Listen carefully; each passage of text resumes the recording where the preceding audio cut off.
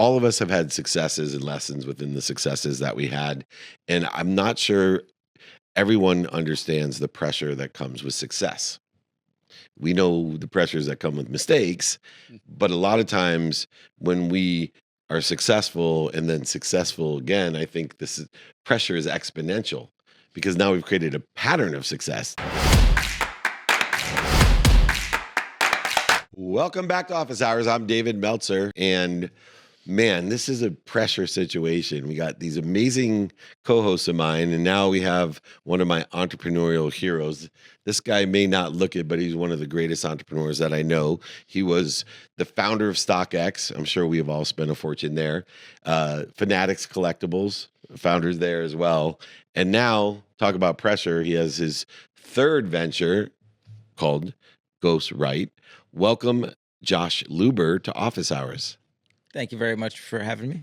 It's always fun to be here on this part of the Senate Inquisition, so thank you for having me here. You know, all of us have had successes and lessons within the successes that we had, and I'm not sure everyone understands the pressure that comes with success. We know the pressures that come with mistakes, but a lot of times when we are successful and then successful again, I think pressure is exponential because now we've created a pattern of success. There's nobody that can say you were lucky with StockX when you followed it up with Fanatics Collectibles, and now you are creating something completely different in the realm that you're not going to have thousands of employees. You're doing things differently. How do you deal with the pressure of the past to live up to what you may perceive other people expect from your third venture? Well, first of all, thank you very, very much for the kind words. I appreciate it. You know, it's an interesting pressure in general is an interesting concept, an interesting word at this stage. I truly don't feel really any pressure at this stage. And part of that is that I'm very fortunate to have been in a financial situation where that's not an issue. I have a wife and 2 kids and a very happy, home life. And so now we get to have the fun part of it. There's a very real subcontext in there, which is that my last 2 businesses, my co-founder was a billionaire MBA owner, and now I am doing it on my own. And so if I, fall on my face and everyone can point and say it was all Ruben and Dan, and so be it. But that's okay. I'll go back to my wife and my kids in my house, and I'll be okay with that. But that'll be the story. So that's okay.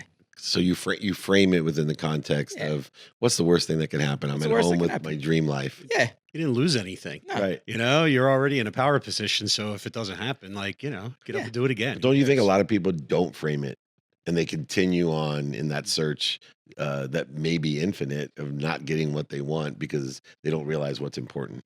Yeah. I just was struck, Dave, that you introduced Josh by saying he didn't look like a billionaire. I think he looks exactly what I would imagine a billionaire would look like. Cool. Not giving any thought to what anyone else thinks, just being yourself and being free in that. Ironically, my son and I have a fashion brand called Ghost Artifacts. Oh. And we chose the word Ghost Artifacts is because it's the invisible and the visible, the seen and the unseen. So I'm just kind of curious, was there some thought behind the name Ghostwrite and the intention behind it? Yeah, I mean, extremely. Look, one of the really fun parts about being able to come here and talk to you guys and be part of Office Hours for as long as I have is, we get to talk about a lot of different stuff. Very rarely do we actually go to what is the exact meaning of the company and the name? So thanks, this is great. The brand is a collectible toy brand, and I actually brought some with me here. I don't know how the cameras can see it, but this is a blank canvas. We call this Ghostwrite because the ethos is that these are toys that tell other people's stories because it is a kid wearing a crown, but a ghost has no face. It has no gender. The ghost itself is not a character. It could be an NBA basketball. It could be the American flag. It can be in this case, this is Angel Reese of the WNBA, which is the new release. And I get to actually tout my next releases. But the idea is that it can be anything. And ghost was actually a play off the word Ghostwrite, right? And then we call these ghosts, even though I don't know if this is what a ghost looks like or not, but we get to call these ghosts, but it's based off of Ghostwrite. Oh, that's amazing. Yeah. Well, from another fellow Philadelphia boy. So, go Eagles, right?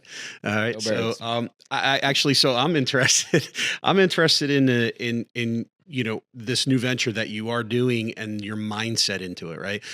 You had partners before, you're doing this on your own now. Depending on how your partnerships were before, who's doing what, all of that. Now it's all you. So how much of your fingerprint are you putting into this, and how much of your day-to-day action are you implementing to make this, be successful? What does that look like for you? No, I get that. Look, that's that also is the flip side of whatever pressure that comes from the continued creation of companies. The farther you get along in that journey, the more it does become more you. Look, StockX and Fanatics Collectibles were phenomenal experiences, but I never had control, not for a day. It was Dan, it was Michael, and that's fine. That's the way it was, and those companies were so big, so be it. But now I get to start the company myself. I get to fund it majority myself, and it's only me and 10 other people. And by the way, it's exactly the 10 people that I want to work with, right? A company is just people, period.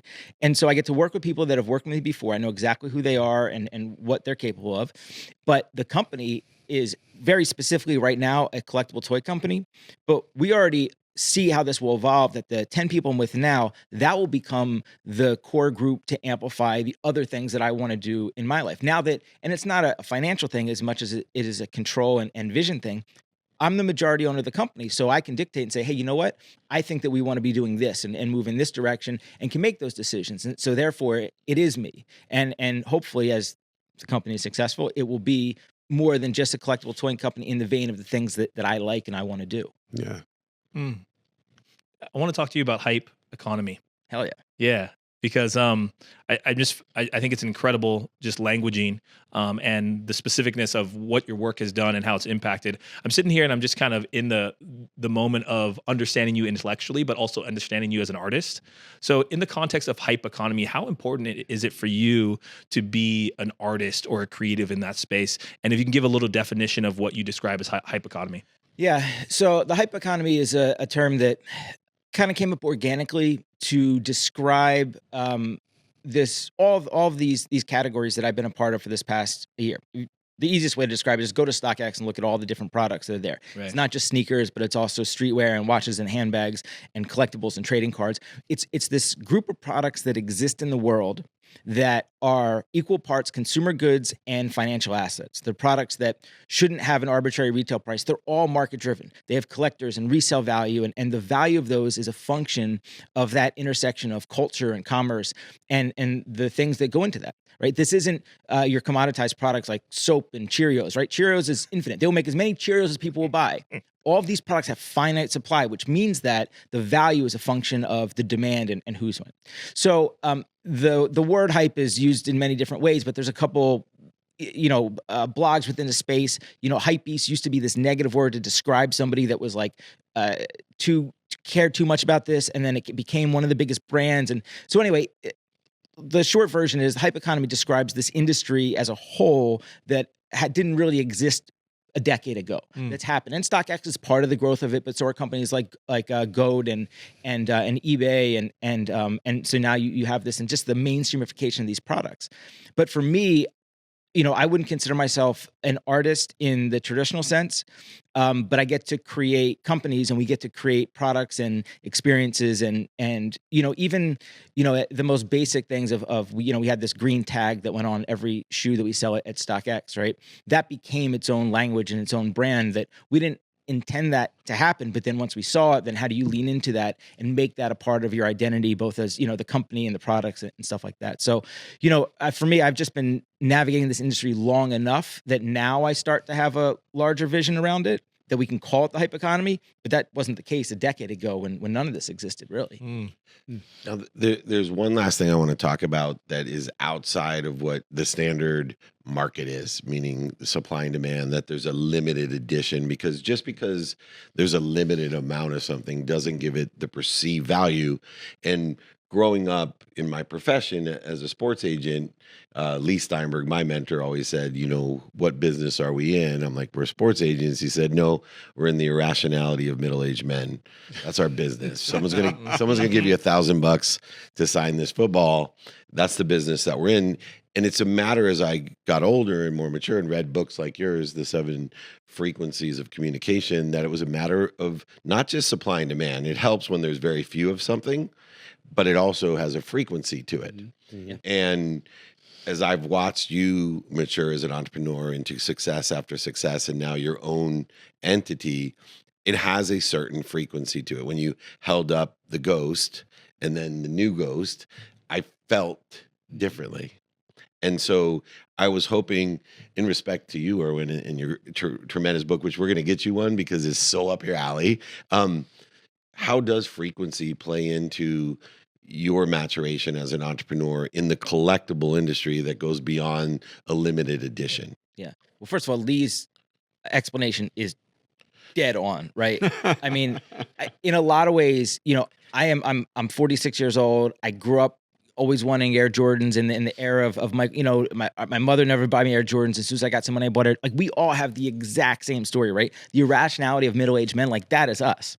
And I just happened to be, I was listening to Mike Posner, who's a rapper and rock star, give an interview, and he said, you know, the best definition of an artist is, I get to create what I like, and every now and then the rest of the world likes it also. And I thought that was a perfect encapsulation of this. Like, the frequency is just me as a 46-year-old who grew up wanting G.I. Joes and Star Wars and sneakers and trading cards, and now being in a position where we are the people who are creating the products that we grew up with. Which, if you look at the generation before us, like, Phil Knight didn't grow up a sneakerhead because he didn't exist and Nike didn't exist, right? He created that, but then I grew up a sneakerhead, and we create businesses around those things that we were passionate about. So that's this generation. And it's not just me. You look across all the other people who are successful here in this industry, all the people, the fashion designers and sneaker creators and everyone else, they're all the same thing. It's this age and this generation that we are on that same frequency. And it's just what we wanted as kids, now as adults, running the companies. There are principles as well as frequencies in the construct of how we communicate inspiration, how we live in spirit to one another. And I know that this little community, this little neighborhood is frequency driven, which is why I always say my frequency is my neighborhood. And there's always room for you as my neighbor, my friend. Only wishing you the best success. Check out Ghostwrite. Make your own ghost, a reflection of self and a frequency of a better self. That's what Josh Luber has been doing for years as a repeat offender here on Office Hours.